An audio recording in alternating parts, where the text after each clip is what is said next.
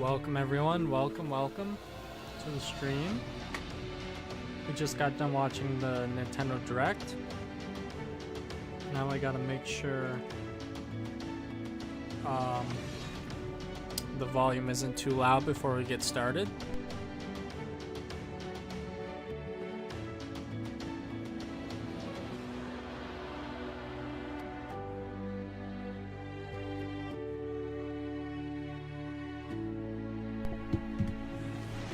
Okay. Let's pause that. We're going to search. Who do we want to watch first? IGN, right? IGN posted theirs, right? The hell was that noise? When I gave Elden Ring a... Okay, they did. It's right here. What about ACG? This last week I got to sit. Okay, who did Elden Ring reviews?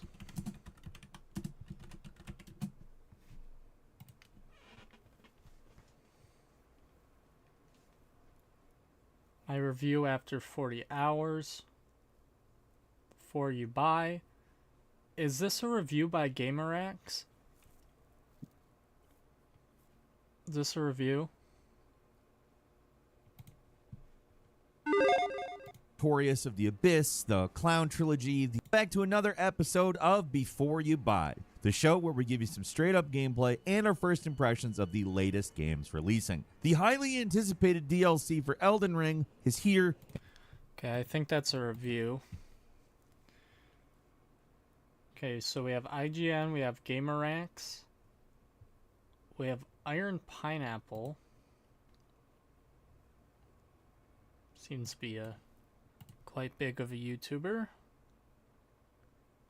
Is he an Elden Ring YouTuber? Oh, he's an Elden Ring YouTuber. Or Souls YouTuber, so we'll check out Iron Pineapples. Fightin' Cowboy.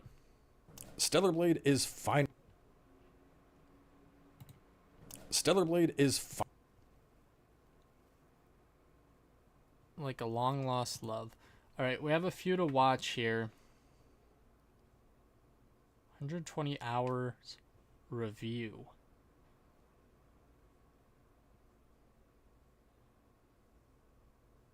$120 on the DLC or $120 altogether?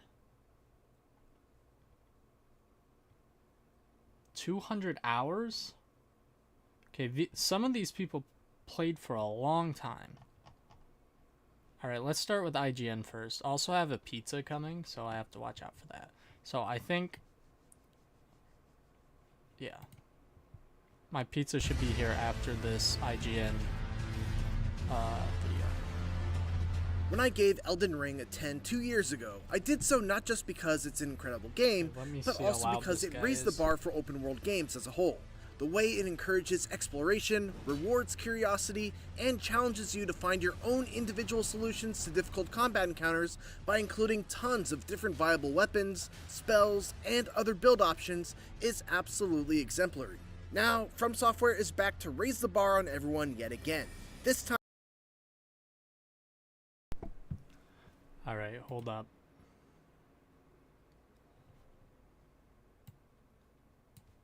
Let's turn this guy down a little. Just redo that.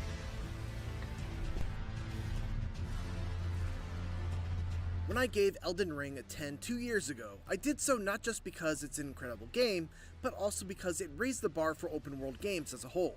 The way it encourages exploration, rewards curiosity, and challenges you to find your own individual solutions to difficult combat encounters by including tons of different viable weapons, spells, and other build options is absolutely exemplary. Now, From Software is back to raise the bar on everyone yet again. This time... What the hell? Sorry guys, 1 second. So when this is playing... when it comes to what you would expect from a simple DLC. Shadow of the Erdtree may not do anything radically different from the base game, but this expansion somehow feels like a scaled-down version of that same experience. Okay. Capturing all of the magic of playing Elden Ring for the first time, with more content packed within than many full-price games. Alright, that should be fine, I think. Its unexpectedly large realm is filled with new secrets, new discoveries, a ton of new build options to experiment with, as well as some of the most challenging and unforgettable boss battles Souls fans will have ever seen.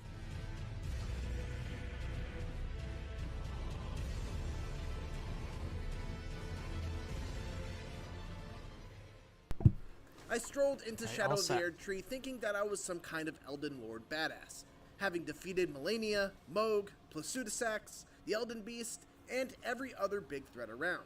My level 150 character was armed with fully upgraded gear and the maximum number of flasks, but let me tell you, it did not take very long for the realm of Shadow to humble me. Oh, that fire giant fucked him. Even though the only requirement to access the new areas is to beat Radahn and Mohg, which, granted, is no small feat, you're gonna want to over-prepare before stepping foot into this new arena, because it is brutal. From Software definitely skirts the line between fair and unfair with some of the later boss designs in particular, perhaps getting closer than ever. But crucially, it never actually crosses that threshold. Alright, before we get into this, this is spoilers. There's gonna be spoilers in here. I probably already ruined it for you. But this boss was not shown before, I don't think. I'm not sure. I haven't seen this on anyone's videos. But there's probably going to be some spoilers watching these reviews. So just take that as it is, and we'll jump back into this. Also, I'm going into this in New Game Plus, so we'll see how that goes. It's probably going to be harder for me. Maybe I'll stream it on PlayStation, because I started Elden Ring on PlayStation. I really haven't started on PC. So I would have to run through the game again on PC. So maybe I'll just stream it on PlayStation.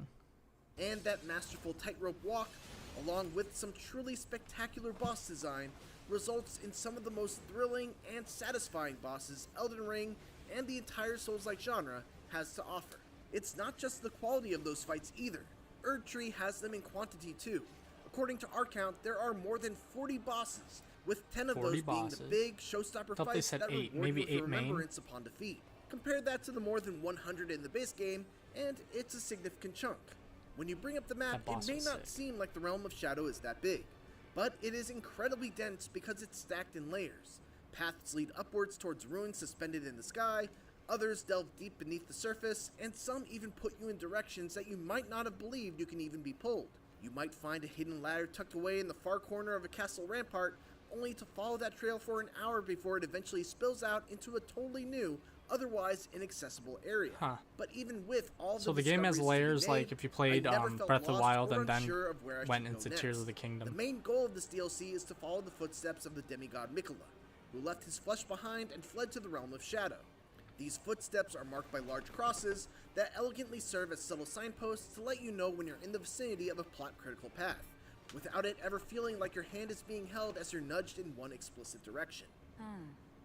Were you guided here by kindly Miquella? Apart from the main quest, there's a host of new NPCs, including 7 followers of Miquella that you'll encounter at various points in the journey. Each of them have their own small quest line that ties into the main story, and those can even have an effect on some of the later boss battles, depending on your actions. This drops Friday. And while I consider myself a fairly casual enjoyer of Elden Ring's extensive lore compared to some of the scholars out there, even my limited knowledge of the deeper plot let me appreciate some of the fantastic, eye-opening revelations towards the end of the story that are well worth the effort of getting to. It took me about 25 hours or so to beat the final boss of Shadow of the Erdtree, but I could easily see myself putting in another 15 or 20 on just this one playthrough. I still have a handful of optional bosses I need to go back to cross off my list, areas on the map that I haven't fully explored, weapons and skills I haven't gotten to play around with yet, and side quests that I want to follow to completion. That's pretty much exactly like when I completed my review of the base game after about 80 hours. Which makes sense because Shadow of the Erdtree is essentially a mini Elden Ring adventure. It condenses the whole experience down to something comparatively compact, all of it satisfyingly tuned specifically for endgame characters who thought they've seen it all.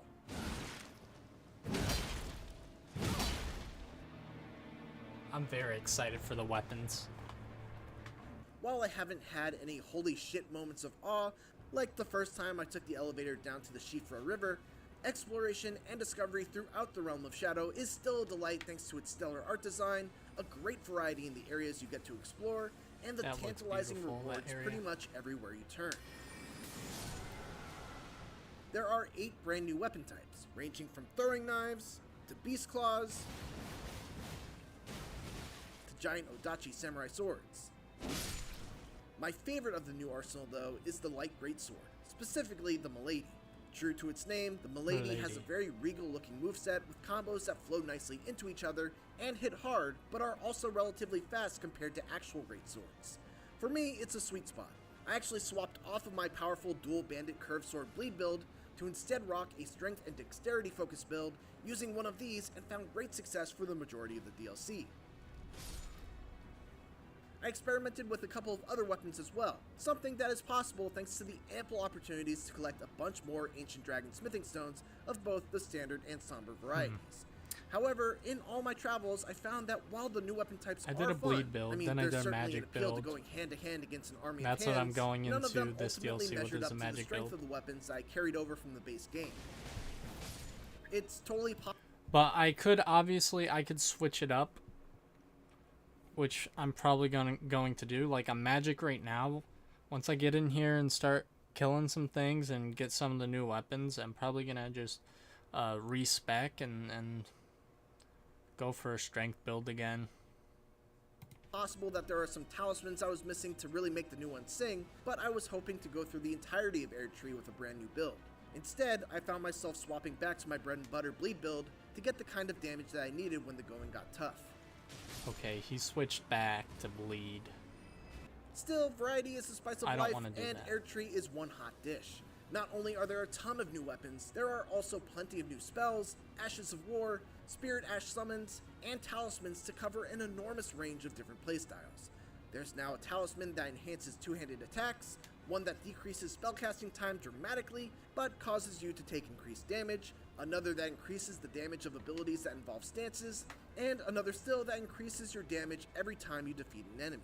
And yes, there are Cool. also plenty that are just better versions of very useful talismans that you probably already have, and there's no shame in sticking to what works. There are so many fun new builds that I couldn't help but wish So that we Marvel will Tears were a be little more replacing plentiful stuff so I easily. could respec my character a little more freely. I started to run out by the time I finished the campaign, and I still have a ton of different builds that I want to try. Larval tier. Joy of freedom. The journey through the Realm of Shadow is structured very similarly to the Lands Between, in that the map is split up into a number of different regions. Right from the get-go, you're able to head anywhere you want to. You could follow the initial Mikula Cross to the very first Legacy dungeon called Bellarat and deal with the new horrific scorpion enemies, or head across the bridge to the east and work your way over to the magic-filled Castle Ensis, where you have to deal with this jerk. Or you could find a way to bypass the need to go through either of those and get straight to the Skadu Altus, which largely serves as the central hub of the Realm of Shadow. So you can just go then you can anywhere. head directly towards the Shadow Keep, fighting your way to the top of it in order to take That on one of the castle's major bosses, sick. or going through one of its other exits to explore otherwise inaccessible parts of the map. The, like, It's a looming liberating sense of freedom and the same bulky masterclass level of open world castles. design as the base game, just on a scale that isn't quite so vast. Of course, whether or not you should make a mad dash towards the Shadow Keep is another question entirely. Even though this is endgame content and you probably won't be leveling up quite as fast as you did in the original campaign, there's a separate power scaling system that only works while you're within the Realm of Shadow. Scattered throughout the lands are Skadu tree fragments that you can collect and turn in at sites of grace to increase your overall damage and resistances. Likewise, you can also find revered Spirit Ash Very blessings cool. to increase the damage and survivability of your Spirit Ash summons. These are two So notice how he said, like, it's exclusive to Shadow of the Erdtree. Yeah.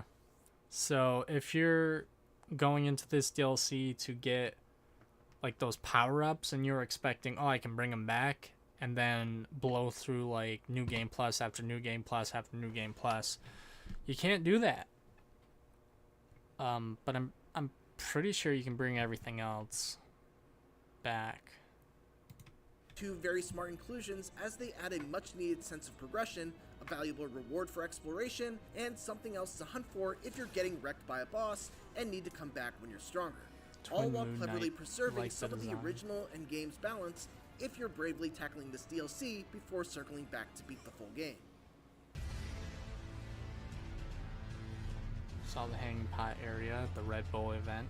From Software says that Shadow of the Erdtree is the only expansion Elden Ring will get, so it's fortunate that it's hard to imagine a better DLC than this, as long as you're not hoping for it to do anything radically outside the box. Everything that I loved about the original has been condensed into an incredibly tight package, one that's the size of many standalone games all on its own, and can only really be considered small in comparison to the absolutely massive world of Elden Ring itself. Yeah.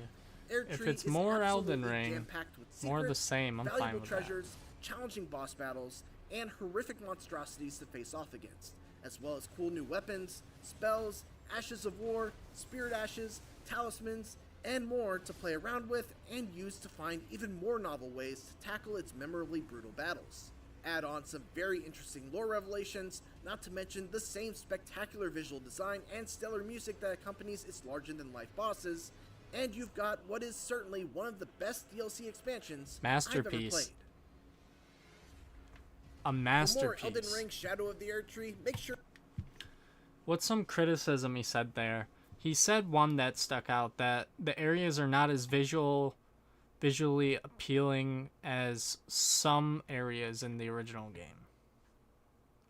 Like when you go underground and see that beautiful vista. I guess that's not really a deal breaker, and you know, gameplay over graphics. Well, it's not even graphics, you know, same graphics as the base game, but like just some areas are not as beautiful as the original. But this is just one guy's opinion. That red flower field area was beautiful. I like that. There are very cool looking areas. I'm not worried about it. Sure that you're all set to go with our checklist of how to prepare for the DLC, along... Better be prepared for the DLC. What should we watch next? They gave it a masterpiece. 40-hour review. GamerX. I want to scroll down to the guy who Skill Up. We need to watch Skill Up. This guy has 200 hours. The embargo has lifted. Was this the guy whose channel is based off? Okay. This guy's channel is like based off of Souls games. Elden Ring, Shadow of the Erdtree.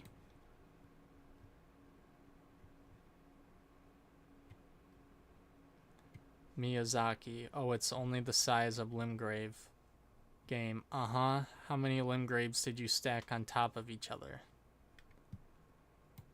Yeah. There's gonna be a lot of stacking. Like in Tears of the Kingdom, the underground's just as big as above the ground. The sky is not as big because it's broken off into smaller sections, but it's still like the smaller sections are still spread across Hyrule. I think it's gonna kind of be like that, you know. And in the base game, when you go underground and when you go in the sky, so when you go underground in all those little ground areas, and then when you go in the sky with the tornadoes and the dragons, it'll be like that. We're gonna watch this review in a second, but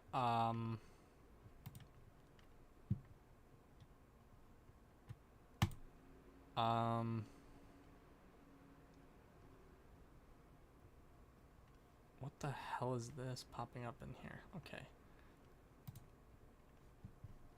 We're gonna hold off for a second, alright?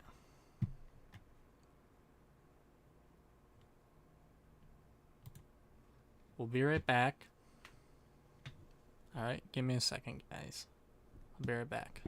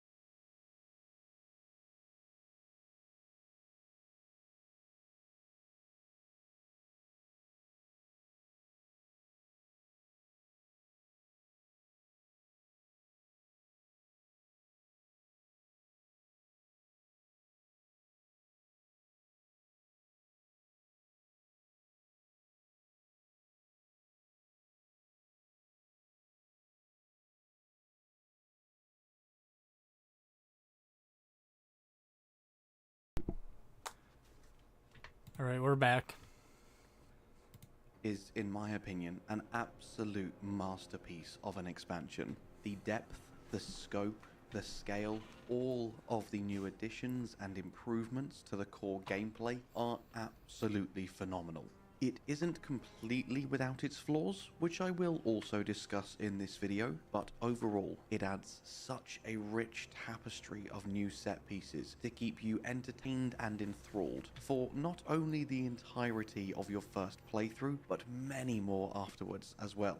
Before I continue, we have been explicitly asked to keep the story and lore specific portion of our reviews detail light and not too spoilery, which is perfect for me because I wouldn't want to spoil anything for you anyway. So one of the only things I will say on this topic is that the lore is just as captivating as the base game, and it is an absolute pleasure exploring the lands of Shadow and learning more than ever before about the world of Elden Ring that George R.R. Martin has so beautifully crafted. One of my absolute favourite things from a player perspective, and most hated things from a content creator perspective, is the level of verticality in the DLC.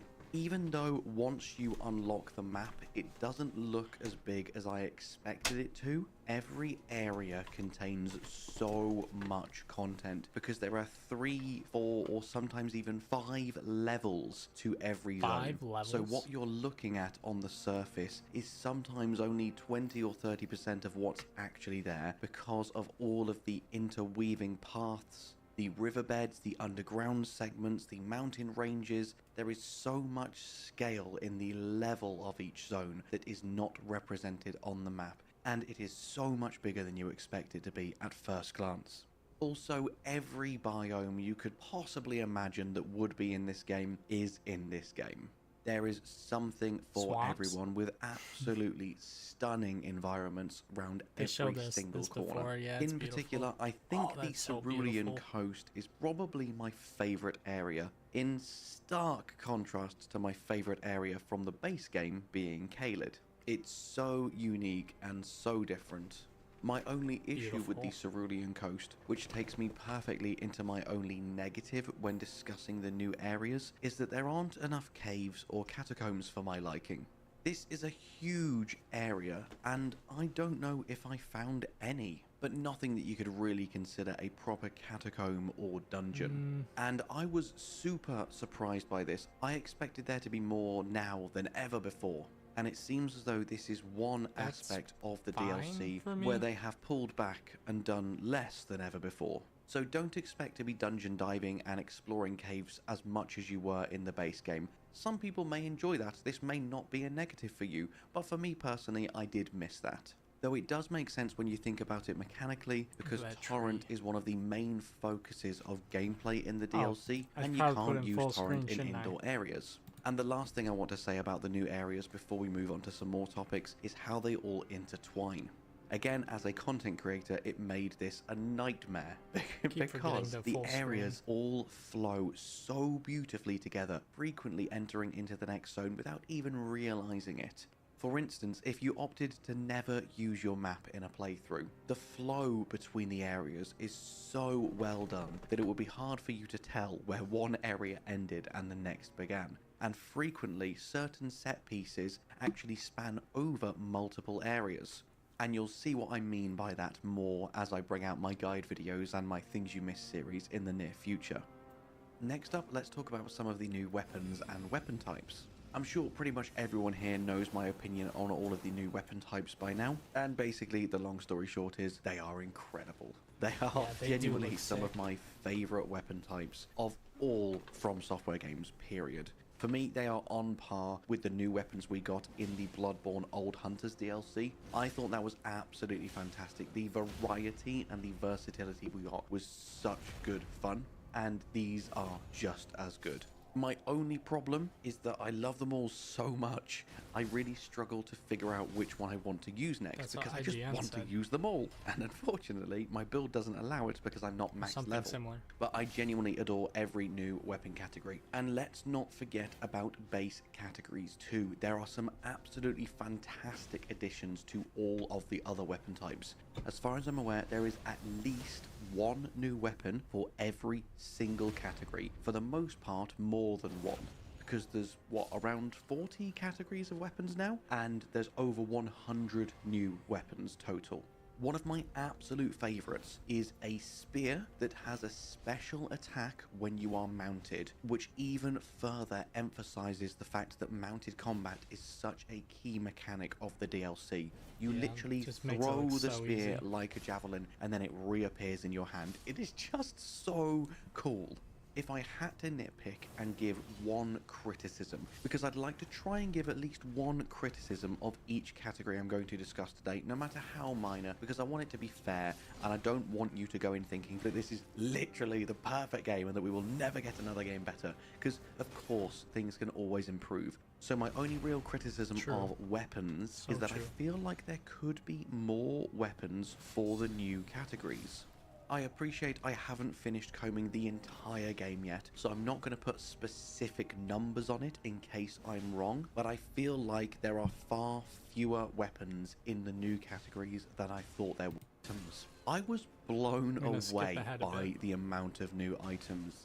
Going into this review, I did not feel like there'd be a need to do a specific item category. It feels like a really random category to do for a review.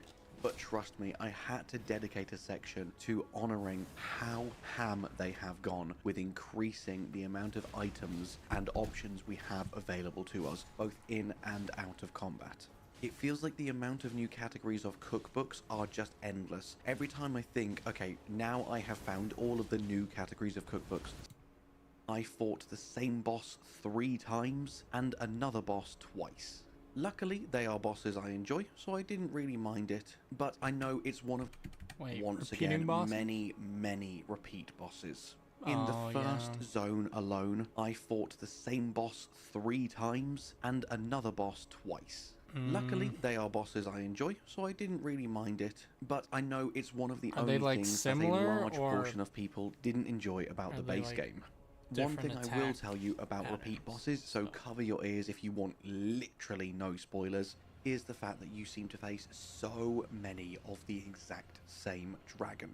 I absolutely adore dragon fights, so this was a great thing for me. But I know some people not so much. And you don't even get new dragon incantations, you literally just get the same reward again and again each time you face one of them. And as they can be considered mini-bosses, another one that repeats frequently are the furnace golems. And though some of them do have a certain gimmick, so the actual fight changes up somewhat for the occasional furnace golem, but for the most part you are just fighting the same enemy again and again in pretty much every single area of the DLC. However, now for the good news. Aside from some of the more repetitive open world bosses, there are many incredibly awesome additions. Again, I am not planning on spoiling anything for you, so the only 2 I will name by name, because we have all already seen them many times before, are the Dancing Lion and R'Lana. All of the new major bosses are of their quality or better. There are some incredibly awesome new encounters in the DLC that I knew enough to go on to help you make that decision and determine whether you are going to plunge in to the Shadow of the Erdtree if you are still on the fence. As I say, it's not perfect. There are a few changes I would make and a few additions to the game as well. I wish there were more new weapons, I wish there were more new dungeons and caves.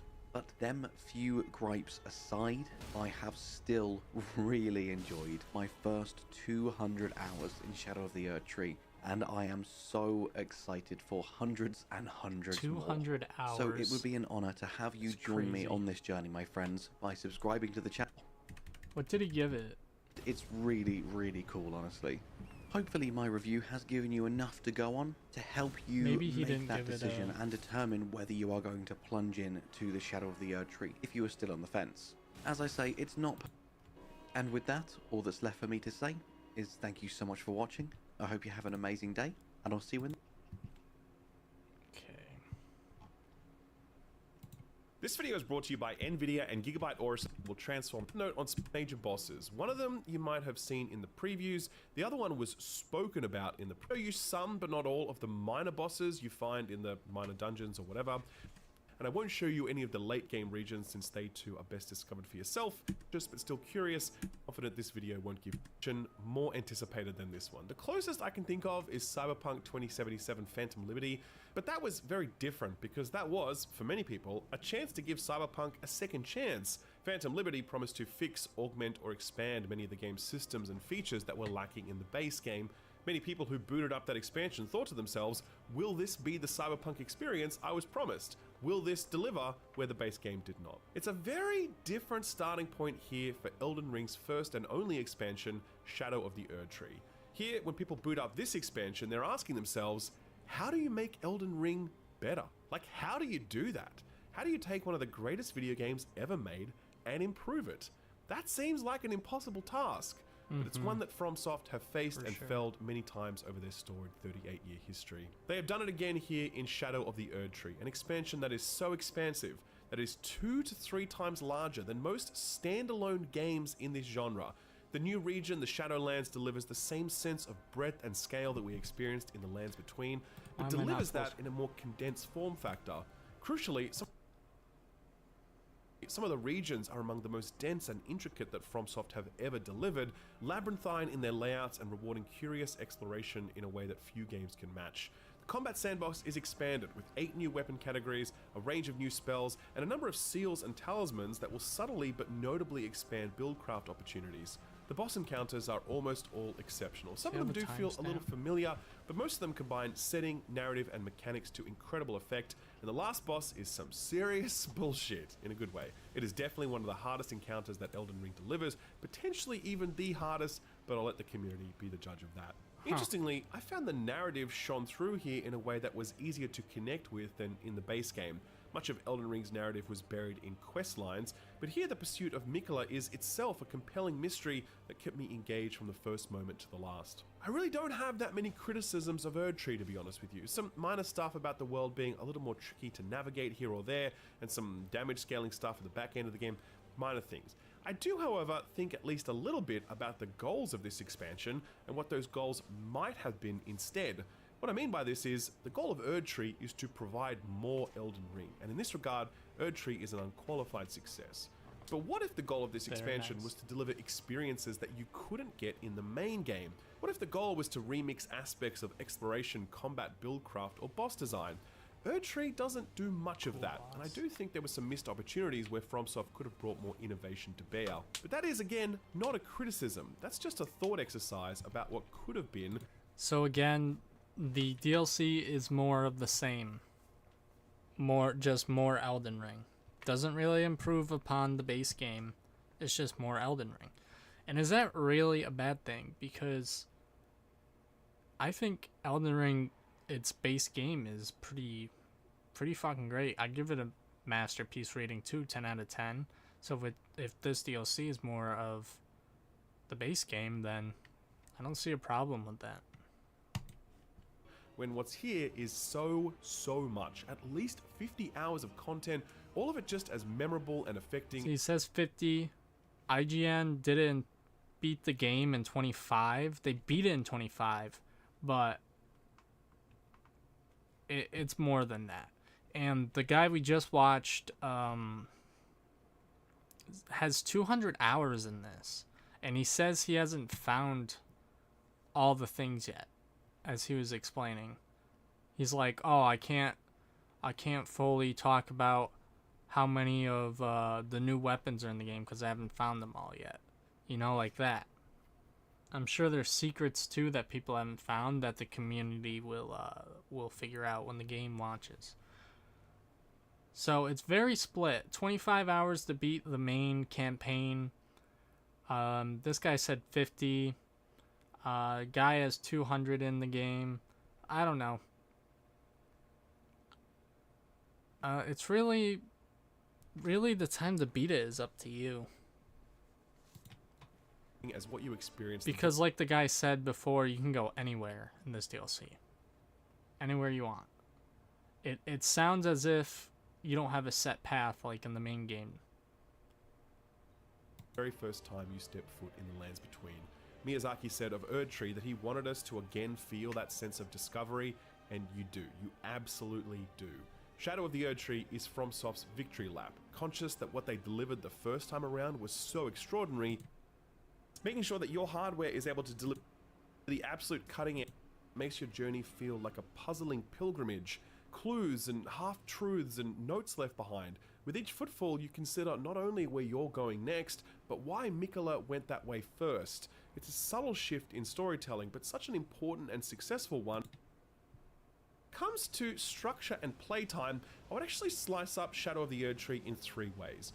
There's a beeline playthrough that's like 15 to 20 hours. Very lean, it's all about the major dungeons, the narrative and the epic boss battles. That's a playthrough that's going to feel a lot like those more curated Dark Souls or Bloodborne experiences of the past. Next we have your more meandering playthrough where you aim to fight every major boss and see most of what the map has to offer.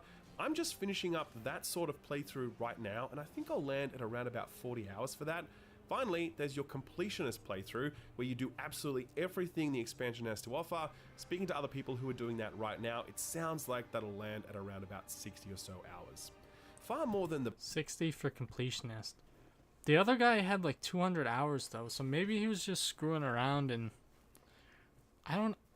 60 for completionist isn't bad. I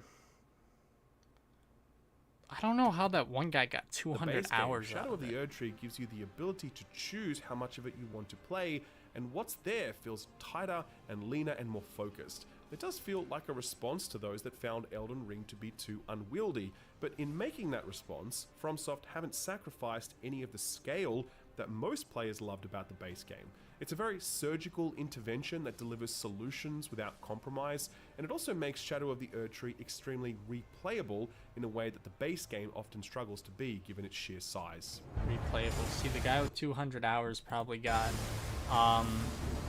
probably replayed a lot of it.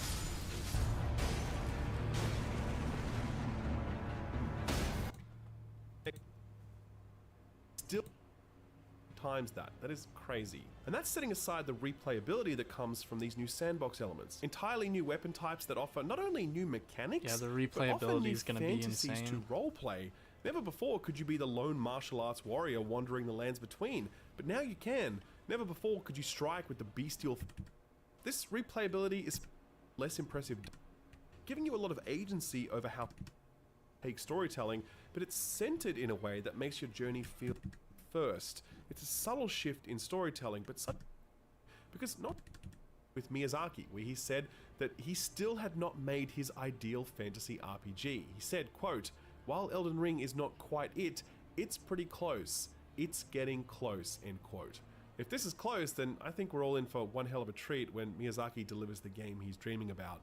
For now, he and everyone else on his team should take a bow, because Shadow of the Erdtree is the perfect curtain call for one of the greatest games ever. Yes, sir.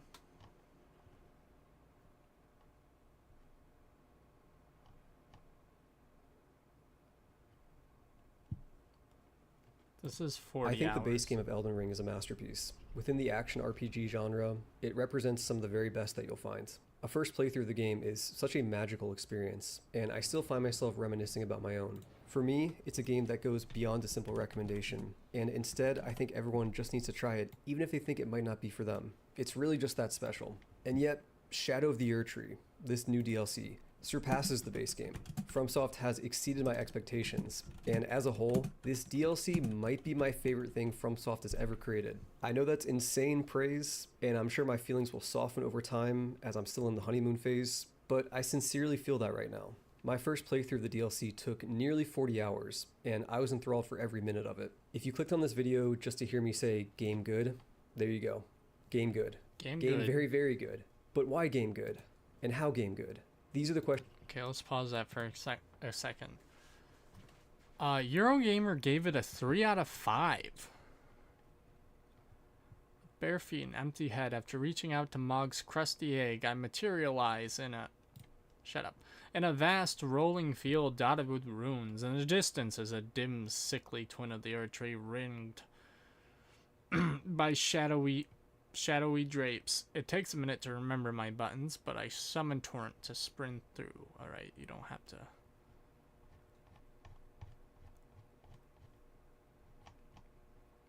One of the biggest issues is how explicitly it abandons the core appeal of Elden Ring as a living text to be read and learned, and ambiently, lovingly communicated across realms. Death is always listening. Fascinated with a lone helmet dangling off a stick beneath a waterfall as a bit of environmental storytelling.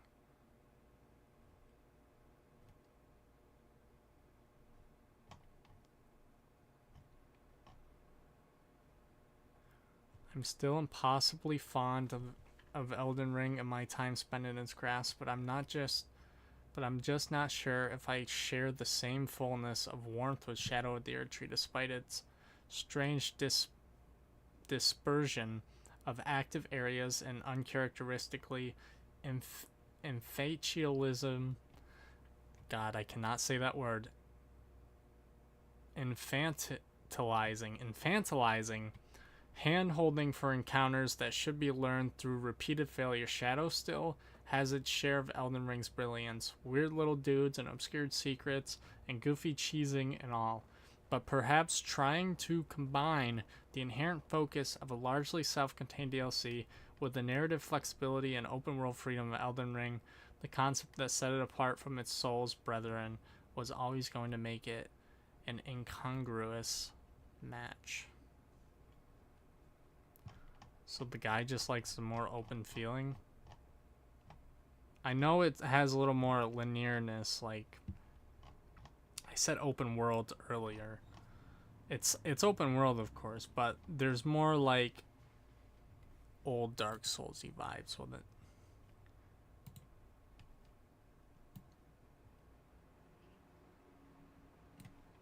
Play if you simply want more Elden Ring. Like I was saying, if you want more Elden Ring, go on. If you want to test your limits on some seriously hard fights, do not mess around even with NPC or co-op summons. They provide a hugely satisfying challenge. Don't play if you are hoping for something more innovative. It's just more of Elden Ring.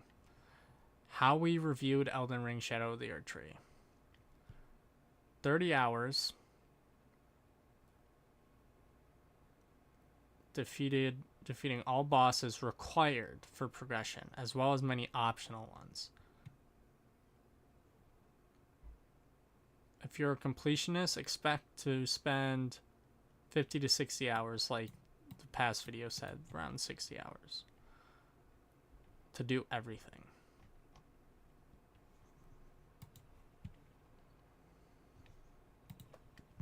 GameSpot gives it a 10. An injection of fresh gameplay opportunities through new weapons and items, arresting, beautiful, and horrifying locations that make the world feel even more dangerous. Refined gameplay challenge that is tough but fair and also satisfying. Excellent addition to the lore of Elden Ring. The bad. A couple of navigational puzzle quirks that can be tricky to figure out. So the bad is hard puzzles? Hey man, if I get to spend more time in Elden Ring figuring out a hard puzzle, I'll go ahead and do it.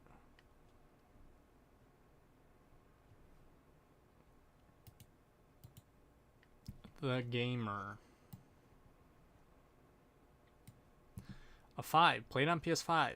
Incredible. So, we got someone who played on PS5. An incredibly detailed and dense open world, which is full of secrets and exciting discoveries. Legacy dungeons are more intricately woven into the world and tell far more intriguing stories. DLC exclusive leveling stops endgame progression from screeching to a halt and makes the challenge fairer.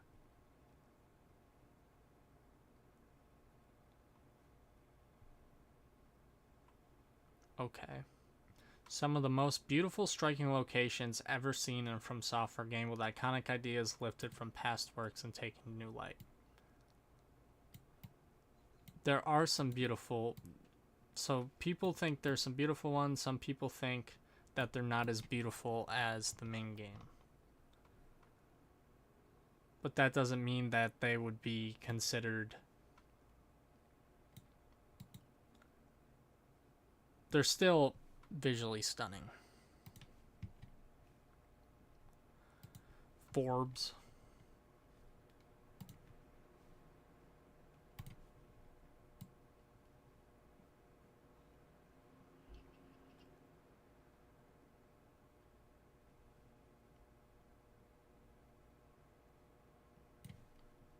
Okay.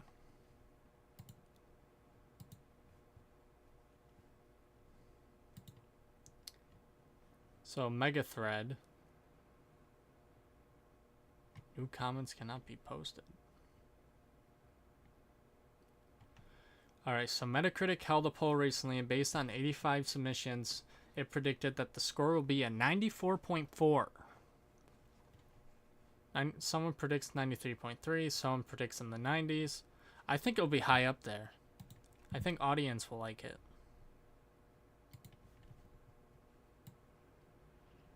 Inverse gave it an 8 out of 10. Alright. Is this game worth your time? Are you getting what you pay for? We have no tolerance for endless fetch quests, clunky mechanics, or bugs that dilute the experience. We care deeply about a game's design, world building, character arcs, and storytelling come together. Inverse will never punch down, but we aren't afraid to punch up. We love magic and science fiction in equal measure, and as much as we love experiencing rich stories and worlds through games, we won't ignore the real world context in which those games are made.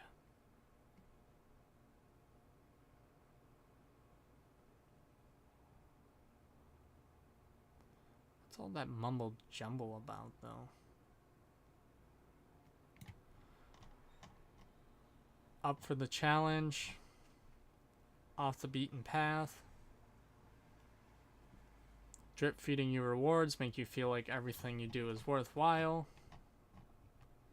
By the grace of gods. The first thing that should tip you off on what kind of brutal challenge you're in for is how difficult the DLC is to even access. Yep, you need to beat Rodon. You have to beat Moog. Jumping into expansion from the Cocoon. 8 out of 10.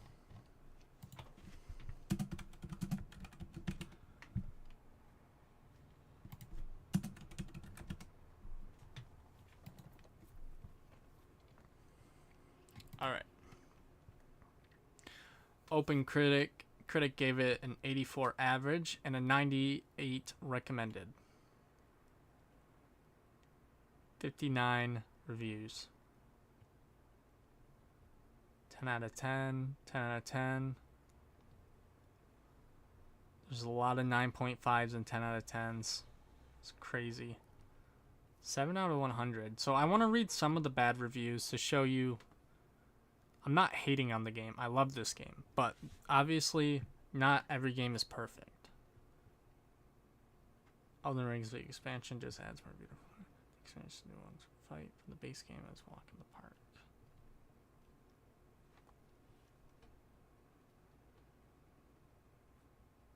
Wait, what?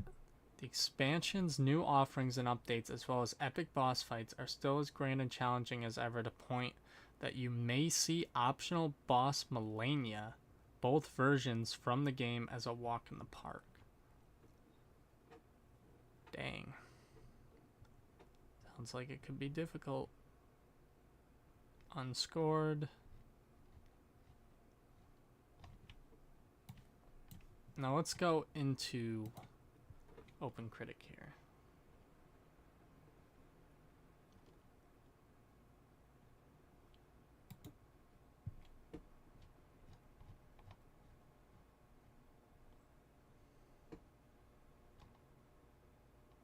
Stop and read all these if you want. Okay, it's not loading.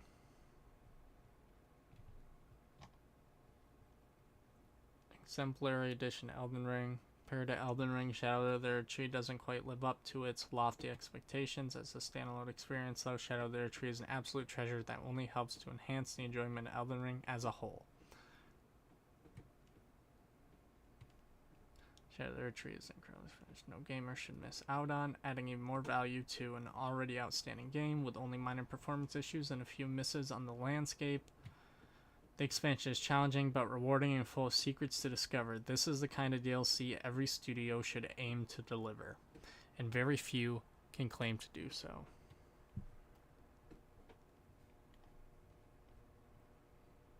Unscored.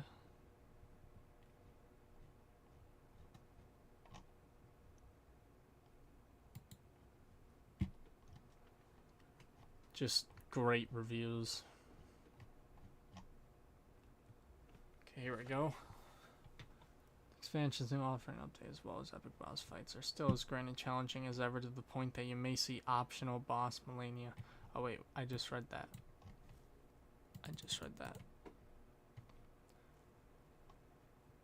So here we go. Eurogamer seems to be one of the lower rating ones. Eurogamer does not seem to like the DLC as much as everyone else.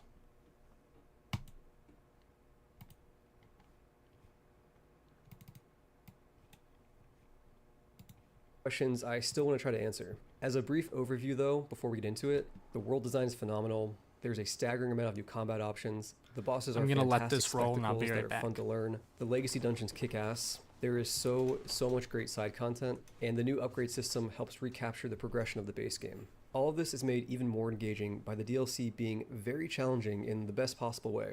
Anyway, let's talk about it. In a recent interview, Miyazaki discussed the size of the map in the DLC.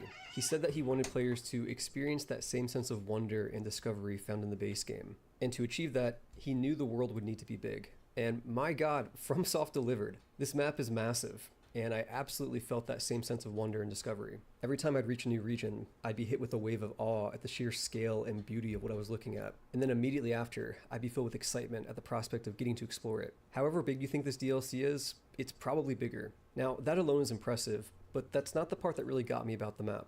No, it's the design of the world itself. For starters, it's so vertical. I already thought the base game did a lot of interesting things with verticality, but in comparison to the DLC, it looks simple. Standing at the edge of a cliff, you can look down and see an entire region below. But then on that same cliff, you can look up and see an entirely different region above you. This sort of verticality is found all over the map. It's really cool, and it creates this layering effect that I haven't seen before in an open world game, at least not to this magnitude. Additionally, and this is my favorite part, with this verticality comes the game constantly teasing you with locations you can see, but not obviously reach. This is something the base game occasionally did, but not nearly as much here. And again, it's constant. There are so many little moments designed to tantalize the player with an area or region just out of reach, and simply traversing the world and reaching the vast majority of its regions becomes a mystery you slowly unfold. I guarantee that loads of people will miss out on sizable chunks of the DLC because they just didn't find them. And it's so cool that FromSoft does shit like this. They'll hide entire regions of the map behind some nowhere cave. I dropped my shit. Sorry. I was trying to pause. Yeah, definitely look carefully. Figure out how to get to these areas, guys. Because you will miss out on big parts of the game, like he said. Take that in mind when playing the DLC. Also, wow. This DLC shows, like, just how small you are. Such big cliffs and landscapes that you can't even reach. I think it gives the impression, like, a different impression. Very nice, very cool. Cave or a random fake wall. It's fantastic and the type of thing you're not going to see other AAA developers do. Big areas that were well hidden existed in the base game too, with stuff like Volcano Manor or the Halig Tree being easily missable. But it's cranked up to an outrageous degree here, such that the majority of the game's regions and bosses are hidden in one way or another. I love it. Remember the first time you made it to Seofor River? You step onto an elevator, assuming it'll be a little side thing, and suddenly you're met with a breathtaking sight. And it slowly dawns on you just how big this area is. Oh, yeah. And then you realize, wait, this is a side area? I could have missed this? just pure wonder and excitement. Anyone could have missed Playing through this DLC is like getting the chance to re-experience that moment again and again. But yeah, the world design is what really elevates this DLC for me to all-timer status, and it's something that's easier to feel for yourself than describe in a YouTube video. I just want to say, I missed that area.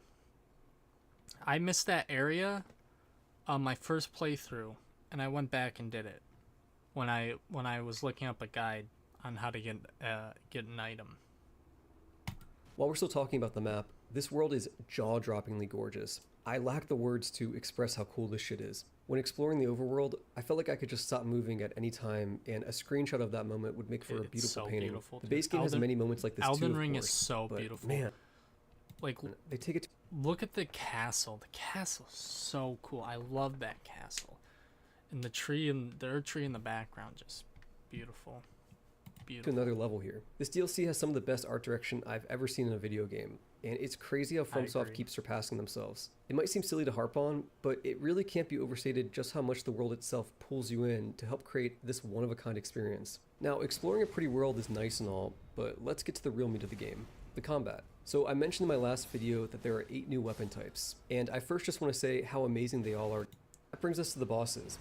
Fuck man, they're so good. I don't want to show too much here or go into detail for spoiler reasons, but I skipped the weapons because well,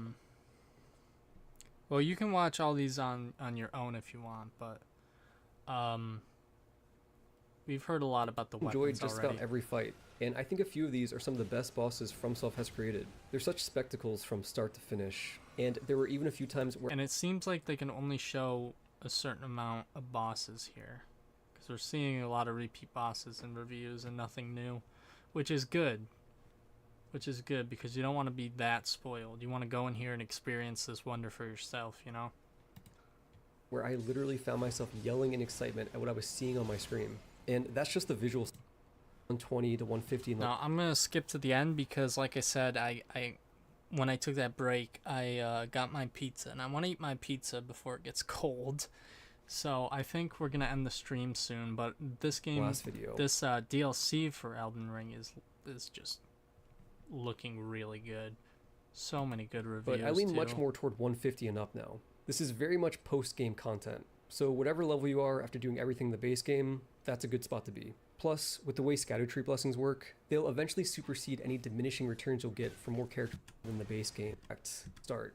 And that's about it. There's more I want to say and gush about, and maybe even a couple nitpicks like any game would have, but to go further would require specifics and risk spoiling too much. So I'm going to leave it here for now. With Elden Ring, you only get one first playthrough. It's something truly special and magical. Playing through Shadow of the Erdtree gave me that first playthrough feeling all over again. And like the base game, I'm going to be thinking about it for a very long time. If you decide to play it, I hope you connect with it as much as I did. Thanks for watching. This man said it beautifully. Go subscribe to Iron Pineapple. What a legend. Nice calming voice too. I like that guy.